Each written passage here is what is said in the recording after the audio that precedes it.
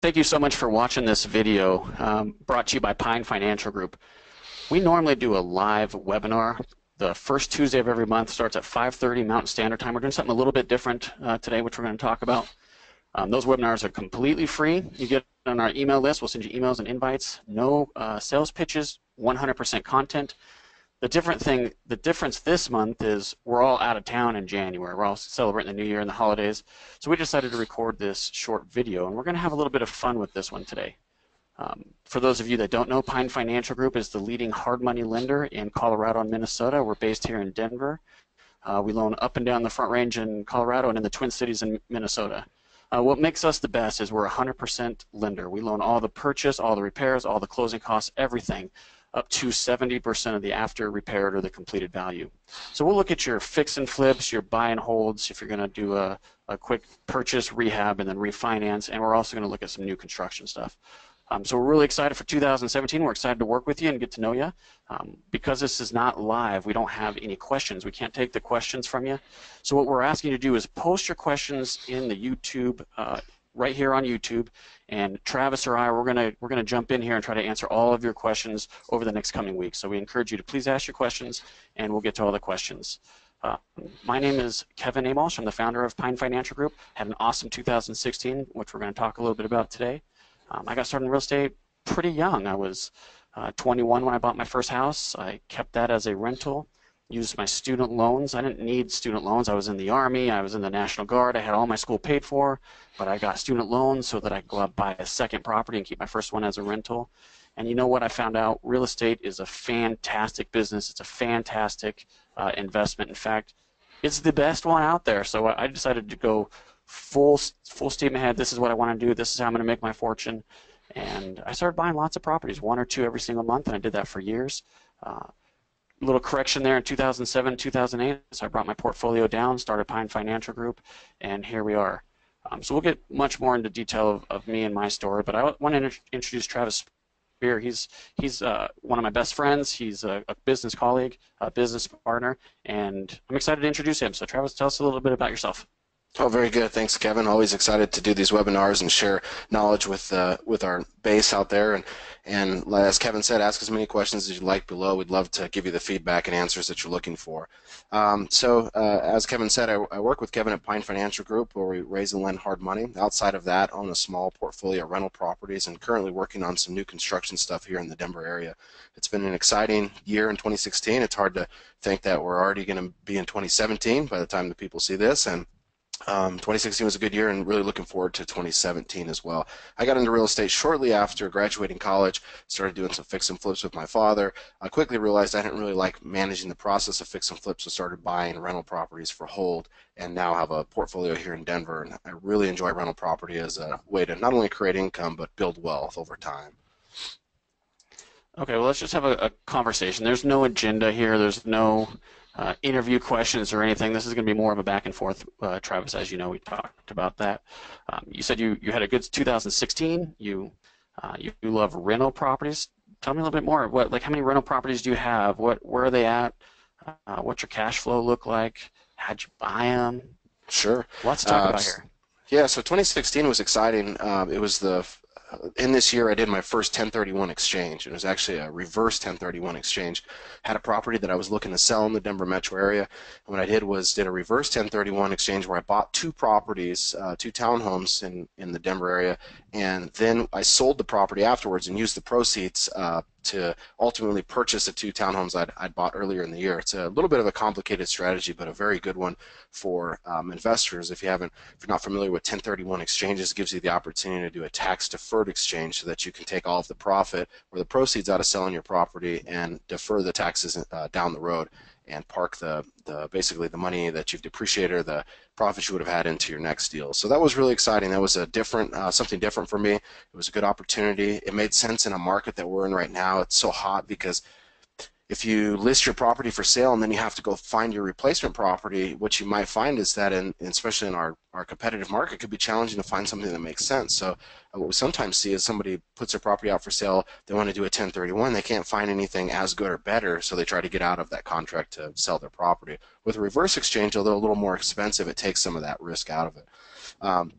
currently have 12 rental properties in the metro area. I bought almost all of them using hard money, using the hard money, fix it up, and refinance strategy that we've taught to hundreds, if not thousands of people, and seen clients have a ton of luck with that. Even today, in the markets that we're lending in, it's a good opportunity to get into real estate with little or no money down. I mean, it's literally buying properties with $3, $4, $5,000 out of pocket, fixing them up, and then refinancing them. And I started buying heavy in 2009, 10, 11, so if anybody who's familiar with the real estate market, even nationwide, it's come a long ways from there. So it's given me the opportunity to create a lot of equity. One thing you touched on was cash flow. Cash flow has been good. I was buying properties when I first started buying them. If they cash flowed $600 a month, actually $400 a month was good. $600 a month, you high five yourself. And so over time, as rents have gone up, those payments have stayed the same. I now have some properties that have a gross cash flow, the difference between the lease amount and the payment of $1,400 a month. So the increased rents has really helped my portfolio over time. It's interesting you say that. I don't know if I've mentioned this to you, Travis, or not, but when I went to Puerto Rico with some friends, all of four of us that went were all in real estate, and so we talked business pretty much the entire time. And it turns out that I own a condo unit in one of the same complexes as one of the people who was on the trip with me. And he had just turned one over and got $1,700 a month for the exact same unit that I have. It turns out my tenant gave me notice last month that they want to move out. I was charging $1,000 a month. We're talking about Well, a $700 per month increase I didn't even know existed. yeah, so that's what, another $8,500 over 12 months, over the term of your first lease. And we talk about this pretty frequently in the office, whether or not property management makes sense. And one thing that you just experienced and I'm seeing too is it's hard to keep on top of these rent increases. In the Denver metro area, rents have basically gone up 40% over the last 3 years. And in most of my properties, single family houses, I haven't seen a 40% increase for a couple of reasons. One, it's sometimes difficult to get the very top of the market.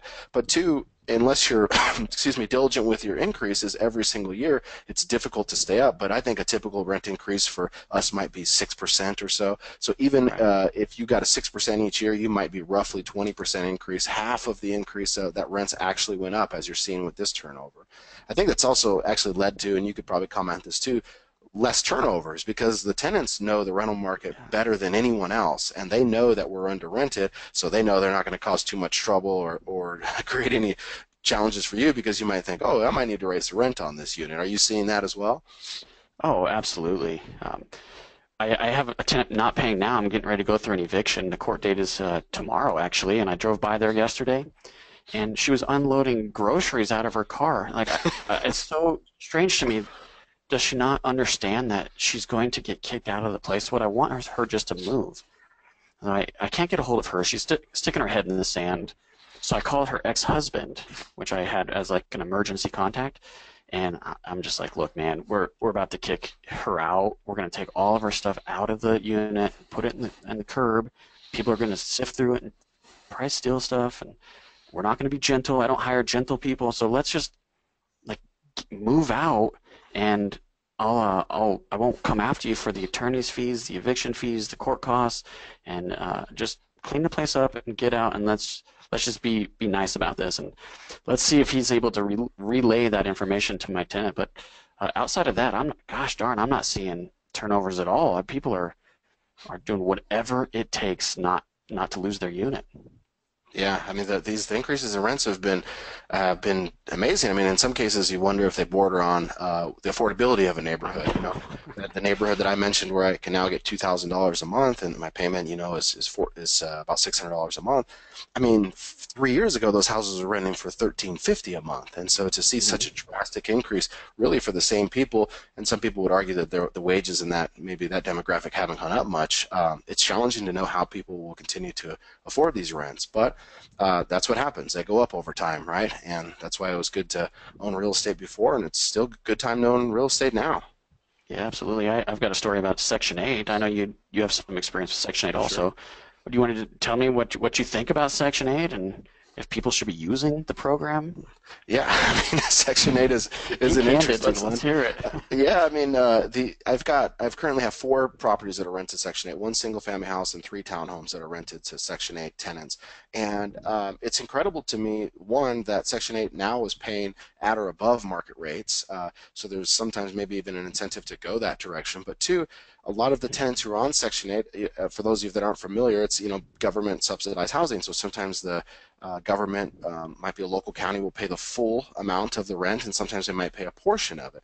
And some of these tenants are getting full voucher rent, but they might come in to pay, and they've got a bigger, nicer, newer smartphone than I do, a newer car. Yeah, They're sometimes dressed, nicer. And it's interesting to me that these programs, they're can be very good for landlords, and I've had a very good experience with it. But it you wonder about the abuse or whether the validity of it. Of course, there's some people sure. that truly need it, but I do think it's a program that gets abused. So if it's getting abused and it's our tax dollars that are getting abused, doesn't it make sense for us as landlords to maybe take advantage of that? Yeah, absolutely. You rent to the people on Section 8, and it's like you're getting your tax dollars back. Is sometimes how it feels. Uh, the good Yes. the good news is that it's always direct deposit right in your account. It's never late, and then they might have their portion. And in this market, it's typically a pretty small amount, so it's something that they can come up with. And the what I found is those tenants are typically want to do right by you because they don't want to lose their voucher. I like to keep my properties in pretty good shape, so people are very appreciative of that, and they want to make sure that they're going to continue to have the opportunity to live there. Yeah. So my Section 8, another thing about Section 8 while I'm thinking about it is they can get kicked off the program. If they Sure. don't follow the steps and the rules, they get kicked off. So you could use that as a landlord. You could use that as leverage. So it's not uncommon for me to say, hey, I don't want to call the Section 8, your caseworker. Can you fix whatever problem this is? Maybe it's a problem with a neighbor or not taking care of the yard or something. And that usually works pretty well. Yeah, definitely. I agree. So my story, this is interesting. It's kind of funny. I was picking up my girls from school, and they wanted to ride the bus, but because I was picking them up and I don't live in that neighborhood, they could go to any bus stop they wanted. So they chose to ride the bus with their two best friends that lived, on the other side of the neighborhood. So we talked about it, and they wanted to get on this bus and get off at this stop with their friends. So fine, let's do it. I show up to the bus stop. One of two girls, one of my daughters, gets off, comes running over to me, Daddy, Daddy, Lexi's not on the bus. Lexi's the younger sister.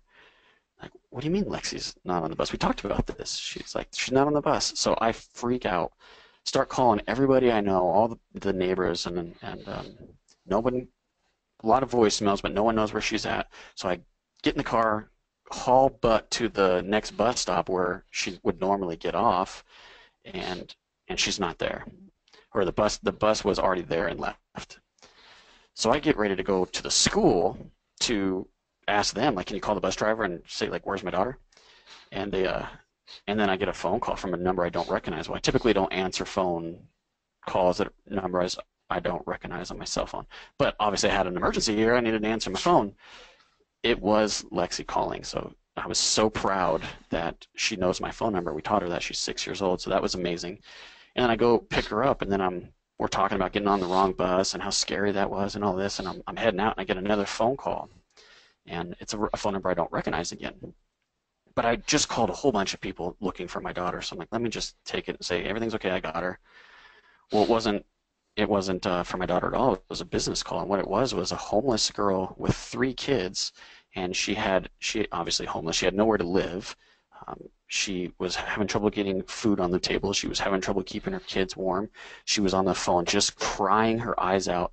And if you know me, and you do, Travis, I'm not tech savvy, so I don't know how to turn the Bluetooth off on my phone. So my girls can hear the entire conversation, and this girl just sobbing, and she's telling me about having to stay warm in the bus terminal and all this.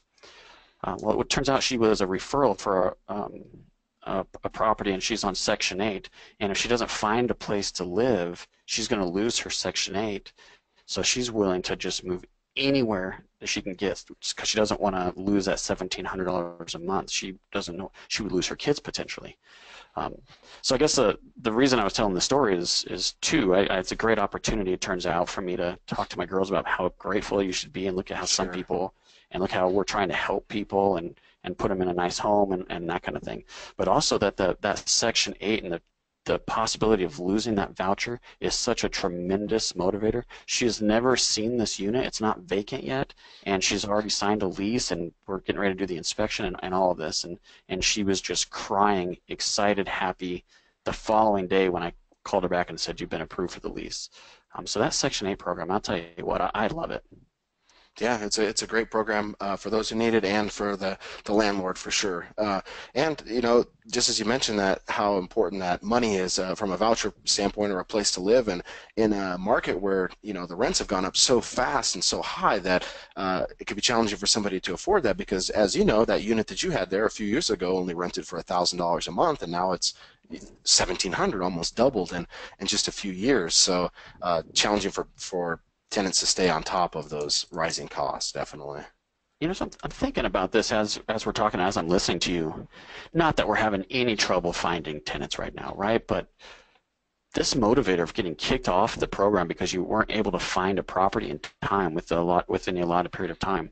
I wonder if there's a way to get a list of tenants that are close to losing their vouchers that you could just call directly and say, "Hey, I got a place to rent." Yeah, that'd be Thought about interesting. that. The only problem is we don't have enough places to rent. We don't have any other vacancies, right? So it's challenging to move people in. Well, if you don't have other places for them to move in, but that's very interesting. I'm sure, over the years you kind of get to know the different caseworkers, or have their email address and things. So I'm sure there's an opportunity to reach out and say, hey, I'm a landlord. I've got a place for rent. Who do you have that would be approved for this? Um, Typically, and for me, I'm sure for you too, when we found there's our Section 8 tenants, it hasn't been through the Section 8 housing program. It's been people who have applied to rent the place just as a normal tenant would, but they say, hey, I've got a Section 8 voucher, so you have to decide whether or not you're willing to take that Section 8. Of course, we know some mutual friends that also have rental property, and they only take Section 8 because he just feels like it's the easiest way to go. Right. This money is more or less guaranteed from the government. They might have a portion. What else is there really to underwrite? Are you going to take care of Right. the place? You seem like a nice person, and you're in. And sometimes when you get on that Section 8 lease, it almost makes more sense to keep them on than to try to improve the quality of tenant or rents or something like that, because of the cost of the turnover too. So a lot of different moving pieces when getting tenants, especially working through programs like that. Yeah, you know what I heard? That if you rent to only Section 8, that's like maybe discrimination. I mean, clearly you could target Section 8 tenants and maybe call in the Section 8 office as a way to do that. But have you heard that? Are you really allowed to only choose Section 8 tenants? Well, I guess, I mean, as long I don't know for sure. Of course, I'm not a lawyer or anything like that. But when you look at fair housing, I don't know that whether or not you have government subsidized as a protected class. I mean, anybody could fall in that class, right? Regardless of race, sex, familial status, etc. So I think that you're more or less looking at the ability to pay than you are the individual's demographics or protected class. But I don't know for sure. Yeah, I don't either. Interesting. So I want to come back to something you said earlier on. We got to talk about finding deals, right? Because it's such a challenge and everybody wants to know that. So Sure. one of the things you said earlier was, how did this go? You said 1031 exchanges. Sometimes people get a property under contract and they give up the contract because they can't sell their other property in time, and so they have to end up bailing out of a contract. Do you think that there's a way to capitalize that on an investor, like maybe network with 1031 companies or title companies, and if closings are falling apart because of what you described, then they call you and ask you to step in and buy the property? Yeah, I think there's a couple of ways that this happens. The way that I was describing it was, let's say, for instance, you put your condo up for sale that you just are going to rent for $1,700 a month, and you intend to 1031 exchange that. So right when you put it up for sale and you get under contract, now you're going to go shopping for another property. But what you quickly find is that out in the marketplace, that your property actually performs better than anything you can buy. Maybe you didn't do Hmm. that diligence up front. And so now it's like, oh crap, I don't want to sell this. So the seller, you as the seller, may try to get out of the contract. We had a deal that we funded probably about 6 or 8 months ago. There was a similar thing where the guy's financing was going to fall out because he was using conventional financing, and the seller would not extend him one more day. And it was that exact thing where the seller couldn't find a better property to replace it with, so they were trying to get out of the contract. So, kind of as a anytime you're going to buy a property, you want to make sure your financing is tight, and then there's not going to be any issue getting to closing. But to the exact thing that you just brought up about 1031s potentially falling apart, I have somebody pretty close to me who just bought a 6-unit building in Arvada. For the nationwide audience, it's northwest Denver-ish suburb. And they were looking for a property, and this one had fell out of contract, and they reduced the price significantly. So they got in touch and said, what's going on here? Well, the seller of it was actually doing a 1031 exchange, and they needed that property to close. So they got a much better price on the property than they would have maybe just a couple of weeks prior, because that seller needed to close that deal to go through with a 1031 exchange. So certainly I think there's an opportunity. Of course, in real estate, you want to be talking to as many people as you can in all facets of the business, but maybe there is an opportunity to be let 1031 exchange people or intermediaries know, hey, I'm an investor, I buy and I close quickly. If you have something that comes up or is not going to close, I think I'd be a good resource for you, and see if you could shake up a lead or two that way, definitely.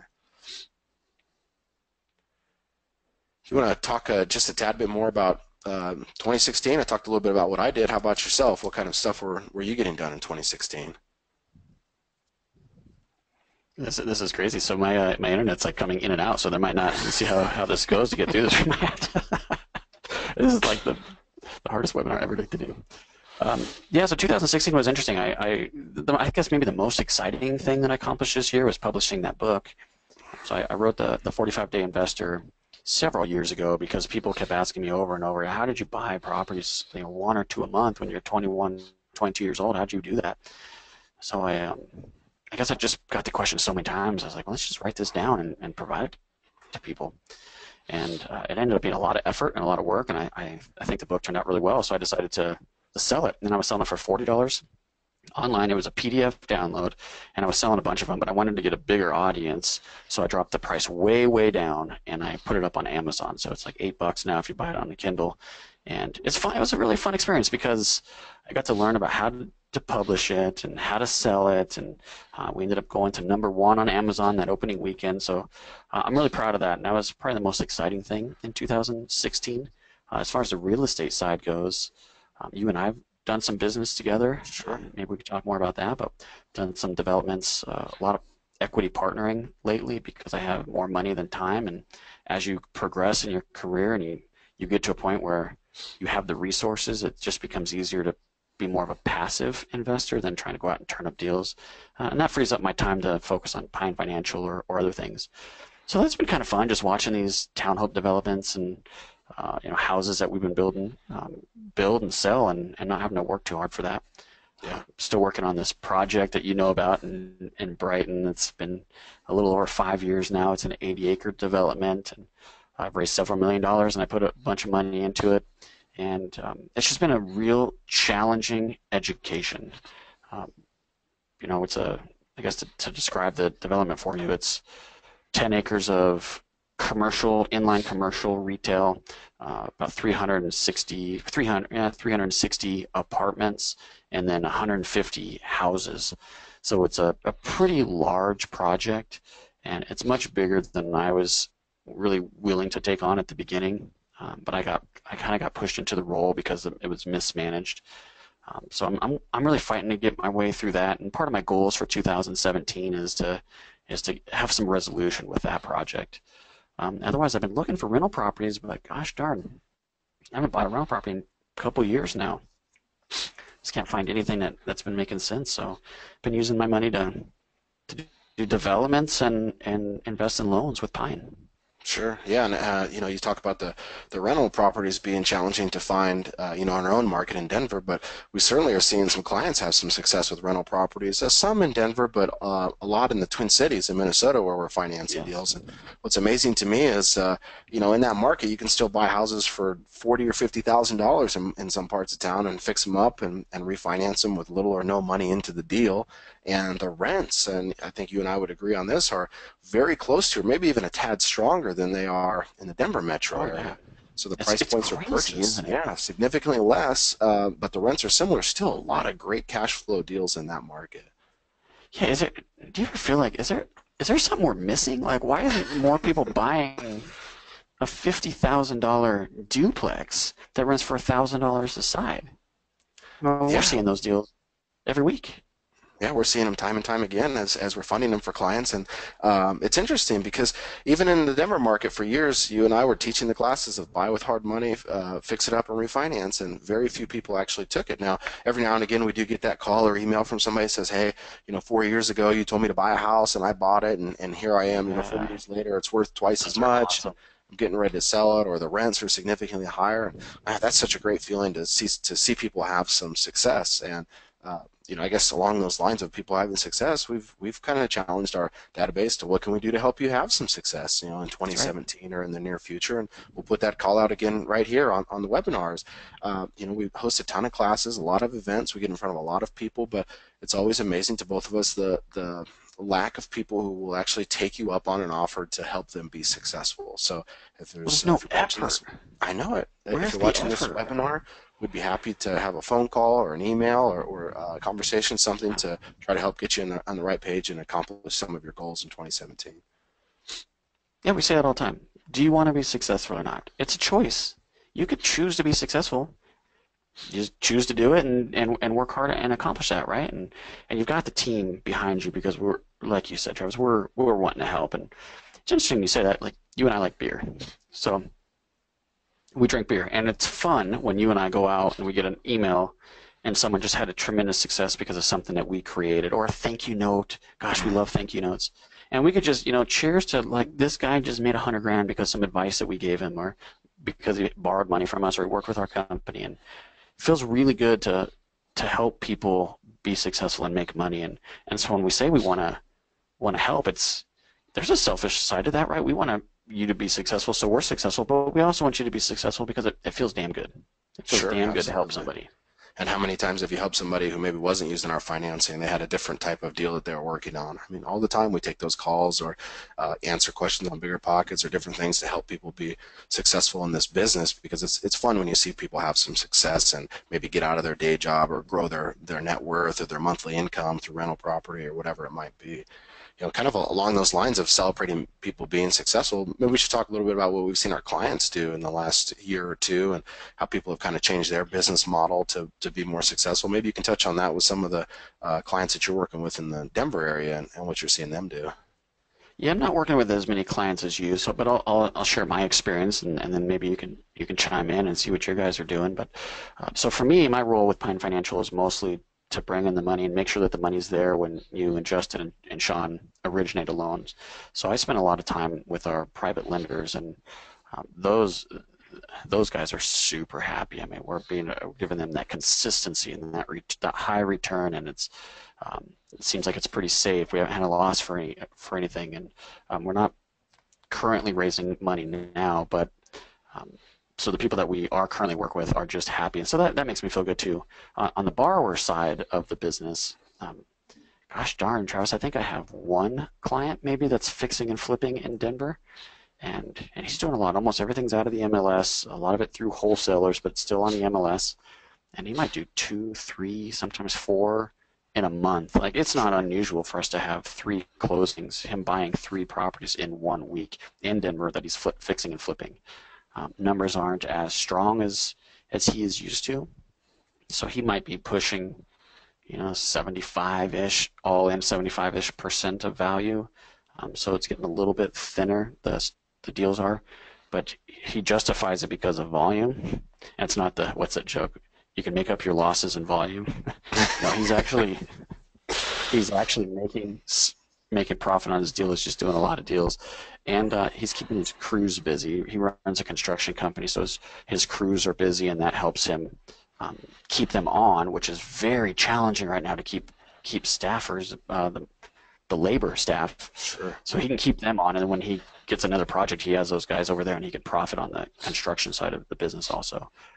Outside of that, really all I'm seeing is the big dollar stuff, and this is all in Denver. I don't work with many clients in Minnesota. But they're building right around Wash Park, which is a super nice area in Denver. We're talking about 1.5 to 2-ish million dollar houses. And then we're doing a lot of the townhomes, like the project that you and I did together and the project you're working on right now. I don't know if you want to talk about that, but just little 1,400 square foot townhomes, row houses, anywhere from maybe 6, 7 units in the low end up to 18 units in one project. The cool thing about those is you added so much value through the construction of the project. You can literally pay full price for the house or the land. So you're not having to get these awesome deals about make money. You could make an offer on full price and still make a tremendous amount of money. I mean, we're seeing $70,000, $80,000 profits a door. Sure, sure. Yeah, and I guess one of the things that we've seen too over the last few years, and whether somebody's a seasoned investor or they're newer, is how investors change their business model to continue to be competitive.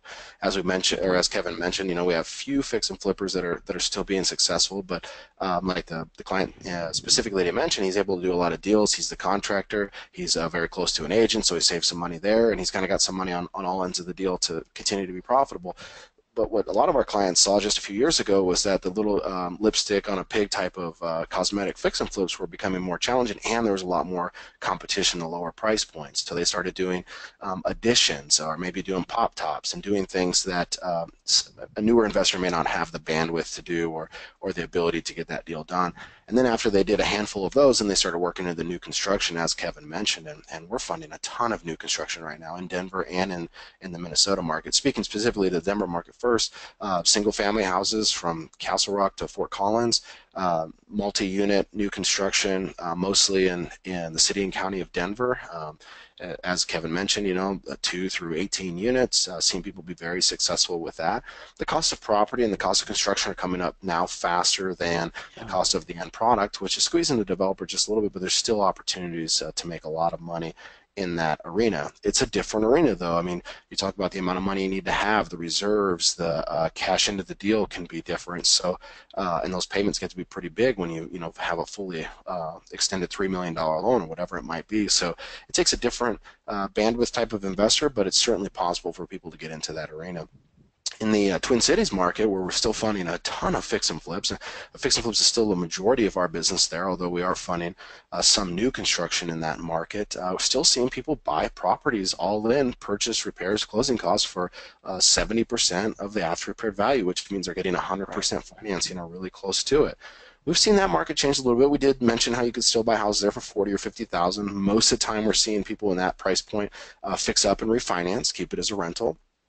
We still do see some flips around those numbers, but we're also seeing clients who've moved up in price point, who were doing $200,000 houses before may now be buying $300,000 or $400,000 houses. And instead of putting $30,000 into them, we're talking 60, 90, 100,000 into the property, and now reselling for 5, 6, 700,000. So we're seeing investors get a little bit better, and as you kind of outgrow the competition of the new people, you move up in price point, and is just big margins in those big rehab deals. But again, just like the new construction, change order can cost a lot more money, or something you miss could cost you a lot of money.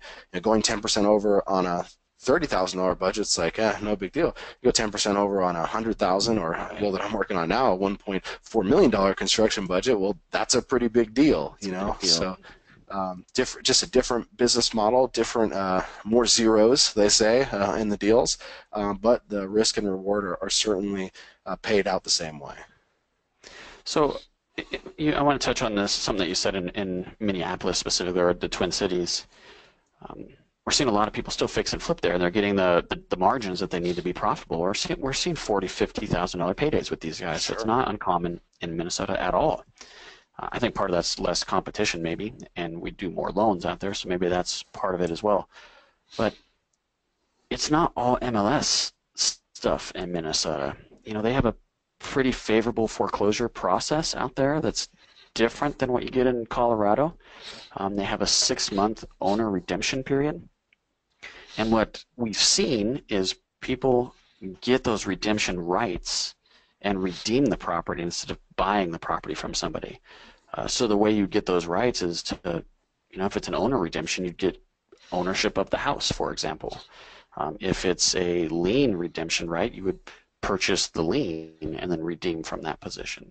So people are being a little bit more, I think, more creative out there and finding the deals using the foreclosure timeline or foreclosure process in Minnesota. So that's one way to look at it.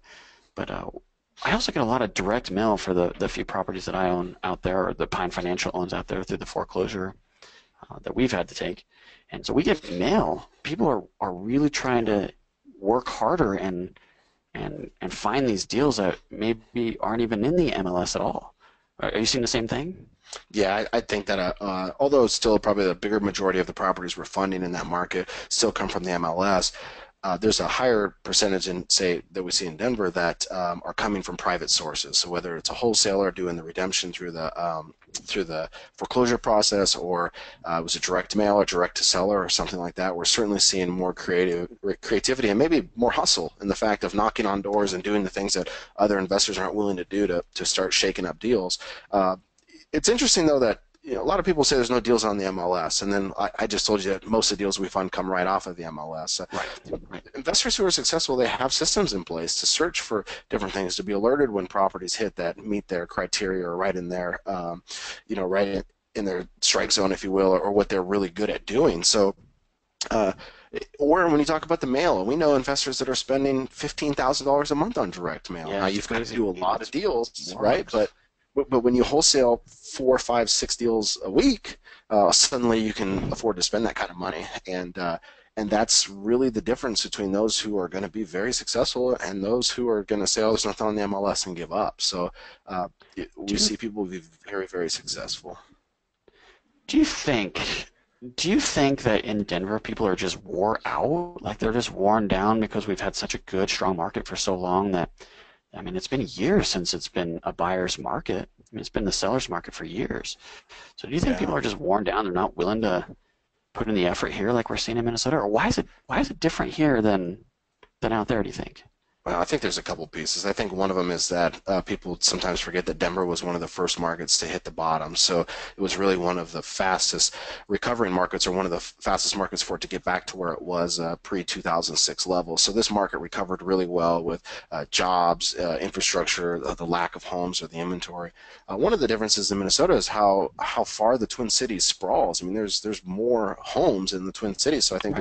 there's from an inventory standpoint, there's certainly more, and maybe that creates a tad bit more opportunity. I think And that it less is more investors. less investors. This is going to say is there's more It's crazy. competition in our local market. I don't know how you'd measure that. The number of people per capita or something that are actively working in real estate is significantly higher than it is in the Twin Cities. What we see sometimes in our own market is you have a few people that do a few deals a year. Um, but in the Twin Cities, it's like you have 4 or 5 people who are doing, 20 deals a year. I mean, they're Yeah, they're that's right. really hammering it and getting a lot of deals, getting access to them, and deals in all price points. It seems like the few people, I shouldn't say the few, but the smaller percentage of people who are doing deals there are very active, and the people who are kind of kicking tires are just kicking tires. hmm I just think about, you could do a good fix and flip. You might make 40 grand, right? Or 40, 50, whatever the number is, depending, a lot of variables, right? But gosh, do one or two of those a month, and that kind of changes your life a little bit. And I'm thinking in Colorado, why are people not motivated anymore like they were 3, 4 years ago? And so I just thought about it, and I brought it up that maybe it's because the market just wore people out. But for newer investors, maybe to help encourage them is, there's not a lot of people out there knocking on doors in Right. Colorado. There's not a lot of people sending direct mail. I mean, we do see some, but it's not a lot. I don't see as many bandit signs and different types of advertising from wholesalers and fix and flippers. So if you as the listeners or the people watching this video, if you would just bear down and commit 2017, my gosh, I think there's opportunity out there. Not Yeah, many I people are agree. doing it. I agree 100%. One of the challenges in the direct mail arena, and both of us have a number of properties, so you get mail for being non-owner occupied or maybe having a lot of equity or these different things. But the biggest thing I see is when I do get that mail, I like to call it and just see what happens on the other Oh side. yeah. most of the time, nobody answers. Sometimes you leave a voicemail, you don't hear back. When they do answer, they sound like they're at the checkout line at the grocery store. They're not prepared to have that business phone call. And so sometimes I think what happens is the gurus, they sell how easy it is to send mail. I mean, literally, today, back when you got started, Kevin, you want to send mail, you're like literally printing it out, handwriting the address, putting a stamp on it. Now there's all these websites where you can do all of that from the website, make it look handwritten, have the stamp on it so it's not, bulk mail and that type of stuff. It's so easy to send that mail. So a lot of people get caught up in, oh, here's the list, here's the mail, all I have to do is send it, the deals are going to come flowing in. The problem is when that seller or owner calls you, how do you close the deal? You still have to have the ability to sit down, whether it's on the phone or eventually you're going to have to be in their home or something, maybe they're out of state, to buy that property from them. How do you close that deal? And that's the piece that I think a lot of people are missing. So they might send mail for a couple months, they get a few calls, they didn't get the rate of response rate they were hoping for, but the people they did talk to, they squandered the leads because they didn't know how to take that call. They didn't have their script, they didn't have the questions ready to ask, what do we do to get this house sold? What do I do to get an appointment? I think that's the biggest challenge for people who. I love what you're saying right now. It's so right. I think the biggest skill, the best, most high-paying skill you could have is to bring in leads.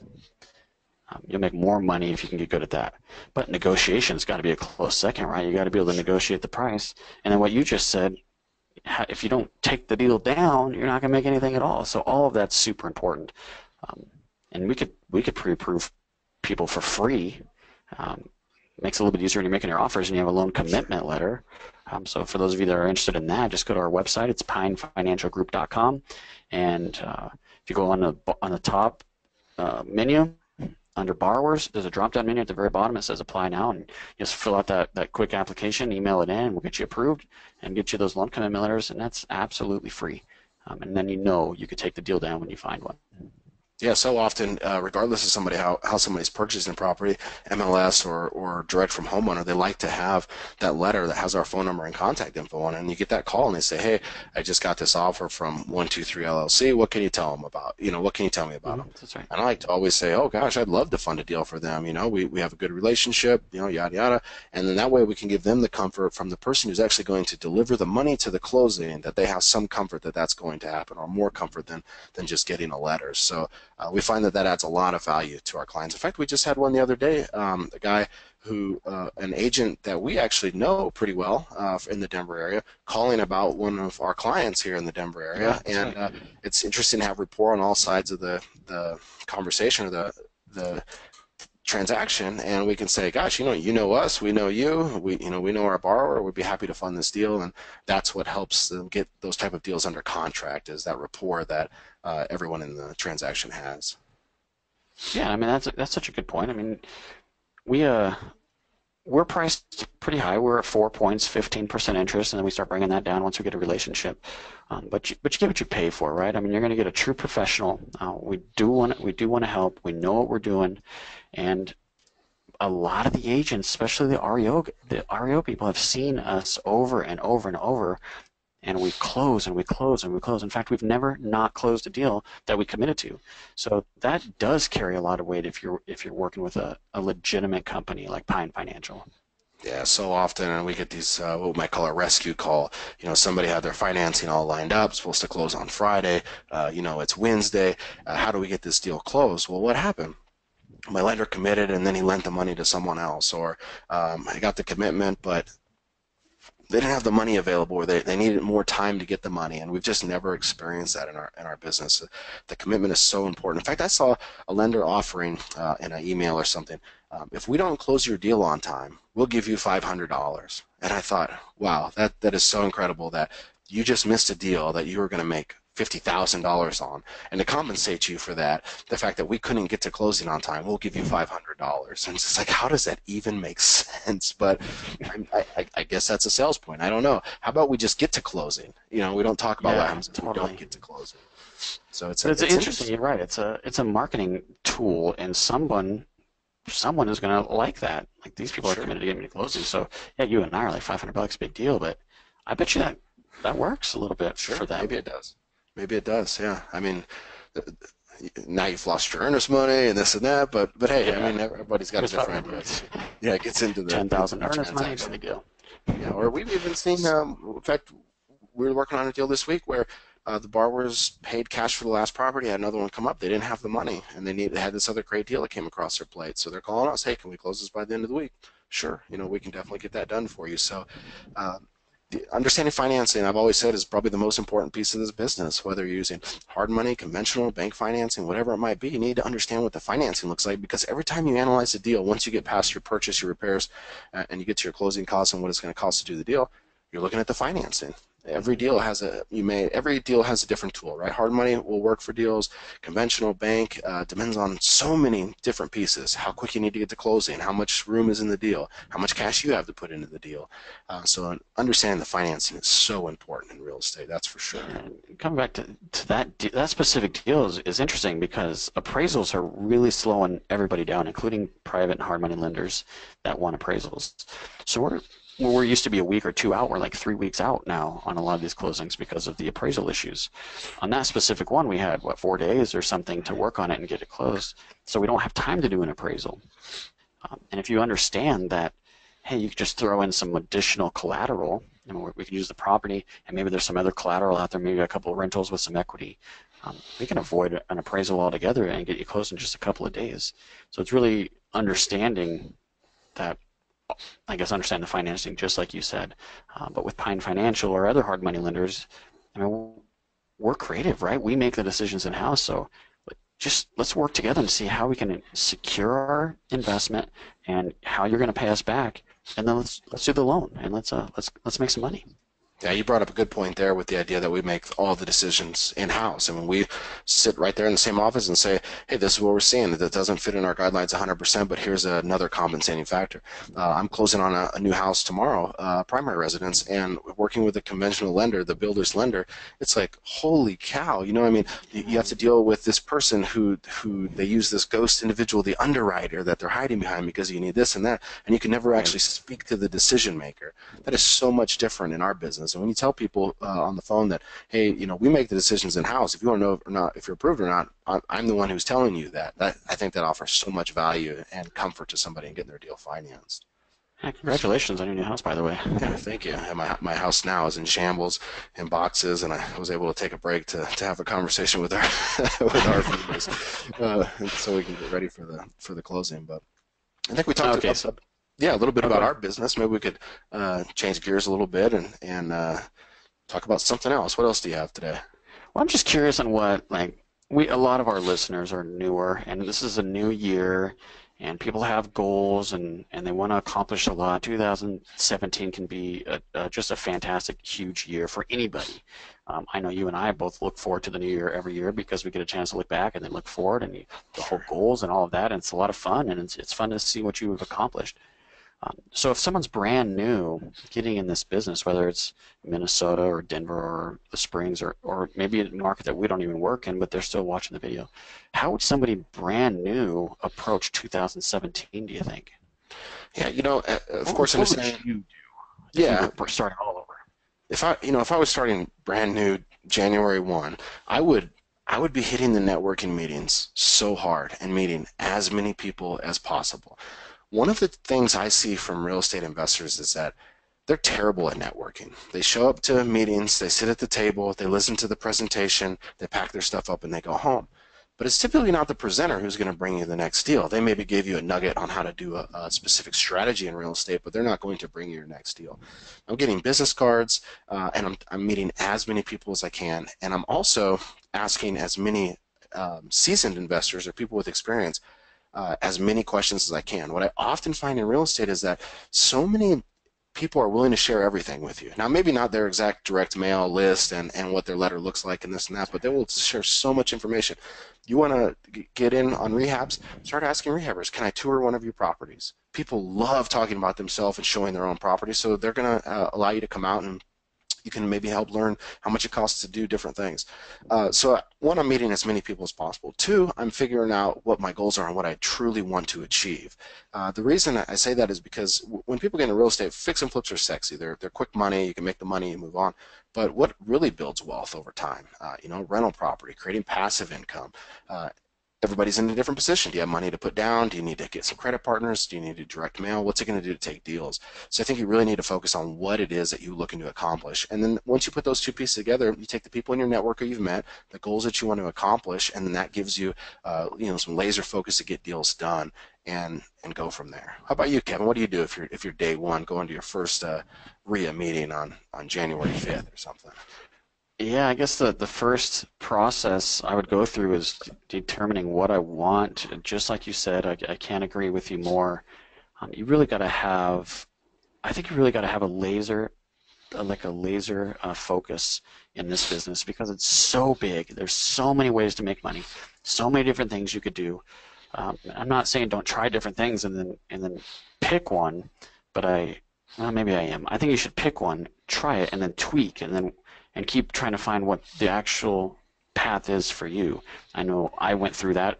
I think your process was much faster. You and I met fairly early on in your career, and you started doing Sure. extremely well with the lending. For me, it was it's a lot of this, and I finally found it, and my income like tripled once I focused on one thing. So maybe do some reading, watch some videos, get on biggerpockets.com and see what other people are having success with. Pick a strategy and then focus on that strategy. Make your goals. You start with the end, work your way back of what you got to do to hit certain benchmarks to reach those goals. I'm a big believer in that. Reward yourself. You and I talk about that sometimes. I really think you need Sure. to reward yourself when you have a success. Like maybe your first deal, you go out to dinner with your wife or your husband or a significant other. Maybe you open a bottle of champagne and you complete a deal. And that just keeps you motivated to keep moving forward. Once you could do that, then focus on education, and then gosh darn, take action. If there's any advice I could give you, take action, fail forward. Definitely. So, a couple things you said there that really stood out for me was having that laser focus and figuring out what it is that you're looking to accomplish. If you want to, your goal is to quit your job. Okay, what's that going to take? How many fix and flips? What's the margin on each fix and flip? How many of those a year will I have to do? To do 6 fix and flips a year, how many pieces of mail am I going to have to send, or how many offers am I going to have to make, or what's the financing going to look like? And you just boil it down. If you want to create $5,000 a month in passive income, what does that look like? If a property cash flows $400 a month, how many properties is it going to take? Will you have financing? Will you use debt? Different things. And once you can identify what it is that you want, then backing into it makes it so much easier when you know what you want. There's so many pieces in real estate. You could buy tax liens. You could do wholesaling. You could go to the foreclosure auction. You could do buy and hold. You could be a real estate agent. You could be a lender. Like there's so many ways to make money in real estate. And sometimes what we see is maybe gurus or people will teach, like you will start by doing wholesaling, and then you'll do fix and flips, and then you'll start buying rental properties. And that's not necessarily the track for everyone. If you have limited time but money and you want to create passive income, you probably aren't going to do wholesaling. You might jump right into buy and hold. If you need to create an income quickly, maybe it is becoming an agent or doing some wholesaling. Until you get to a point where you can maybe do fix and flips. But then that progression isn't always necessary because you should really find what it is that you're hoping to accomplish and work directly towards that. Yeah, I think we're on the exact same page. So I guess I think what time is it? We're getting close to running out of our hour here. Is there any final thoughts or anything you want to say? Maybe what's your plan for 2017? Touch on that a little bit, and then we can Sure. wrap this Yeah. up. Yeah, so as I get into 2017, I'm working on a new construction project right now. I'm building 8 units near Sloan's Lake, and we're probably about 50% of the way there, roughly. So we're going to finish this spring, and hopefully, I'd really like to see some units get pre-sold in the next month or two, and wrap that project up as we get to an end. But really, the focus in 2017 is to continue to help people, just like the people that are watching this video. At Pine Financial Group, we've been committed to seeing people have success, whether it's pre-approving, having conversations, kind of the consulting, doing what we can to see people be successful. So if you're out there and you've been kind of wondering about real estate, or you wanting to jump in, or you just want to have a little bit more information, let's talk about it. Give our office a call, myself, Justin, Sean, even Kevin, and let's see what we can do to help you get pre-approved, get your first deal done. Let's run some numbers together. So really, I just want to continue to see people be successful.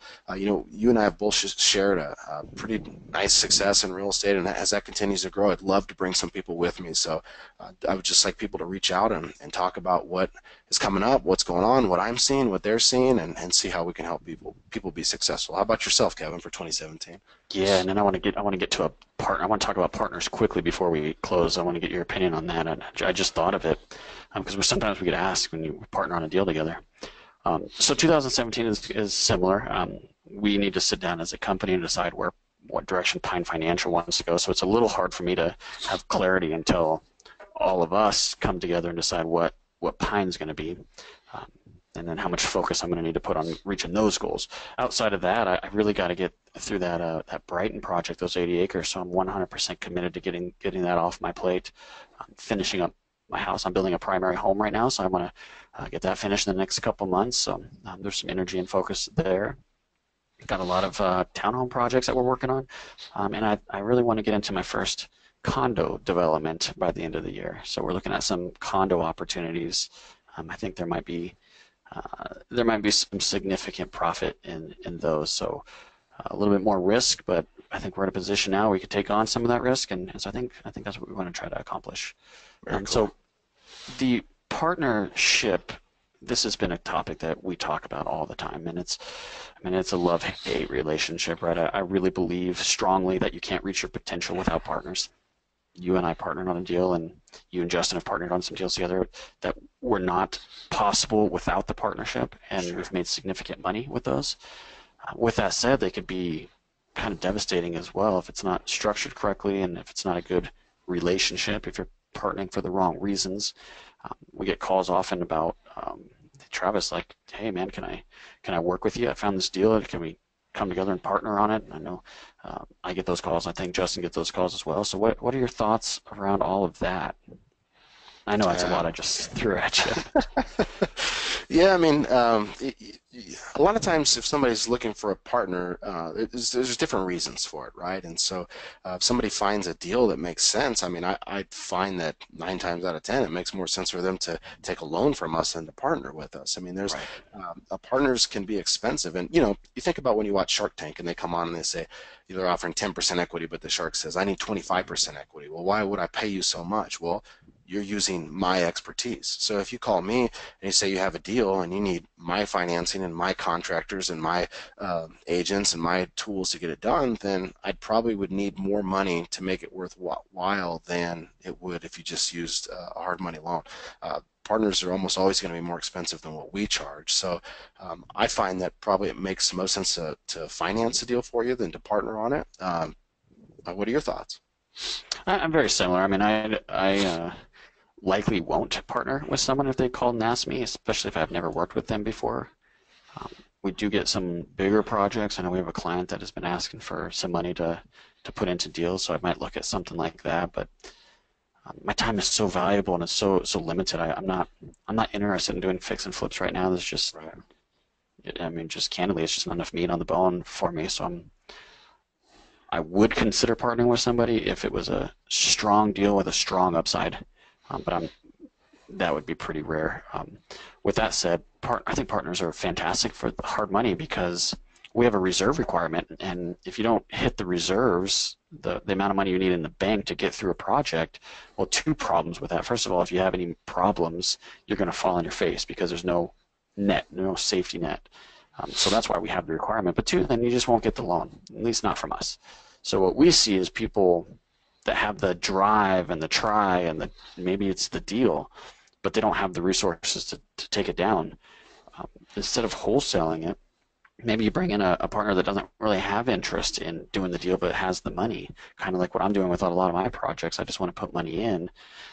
So find someone like that to sign on the loan with you, and then you meet our reserve requirement, and you go do a deal, and maybe it's 1 or 2, and then you save the money you make in a bank account, set it aside so you you have your safety net, and then we're happy to work with you without the partners. So we do see quite a bit of that. I would not get discouraged if you don't qualify for a hard money loan, because you always qualify as long as you have the partner, right? Right, exactly. And the first few deals I did, I couldn't have got them done without partners. And then the ability to create that money, just as you mentioned, and set it aside, maybe not reward yourself too much, just enough, right?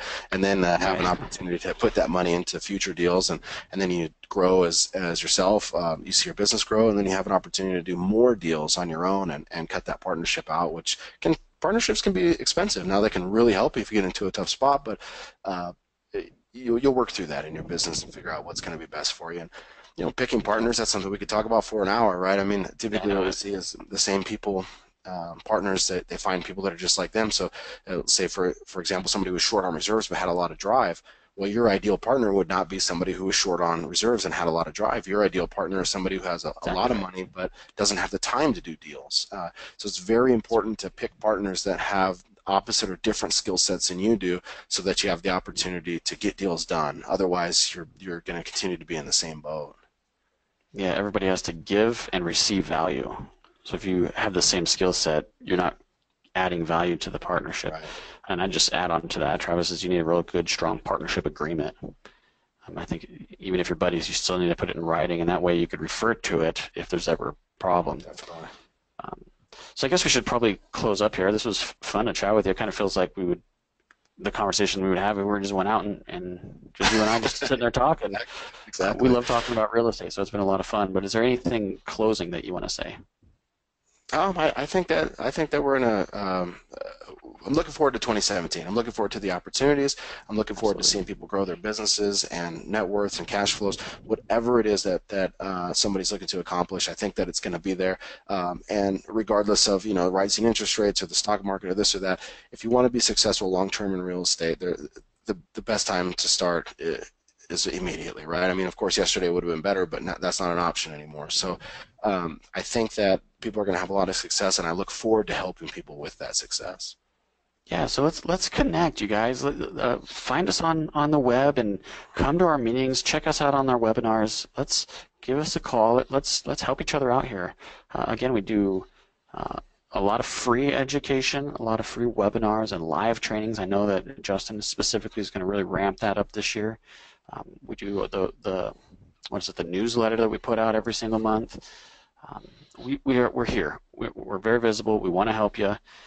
So it's pinefinancialgroup.com. Our direct line is 303-835-4445. If you're not approved with us, get there. Absolutely free, and we'll give you the loan commitment letters. So really, let's just kick ass in 2017. I'm excited, just like you are. I'm excited to help our clients and excited to see what this year brings for everybody. Definitely. If you have nothing else, I'm going to go ahead and sign off here. But again, let's connect. Have a fantastic 2017. Definitely.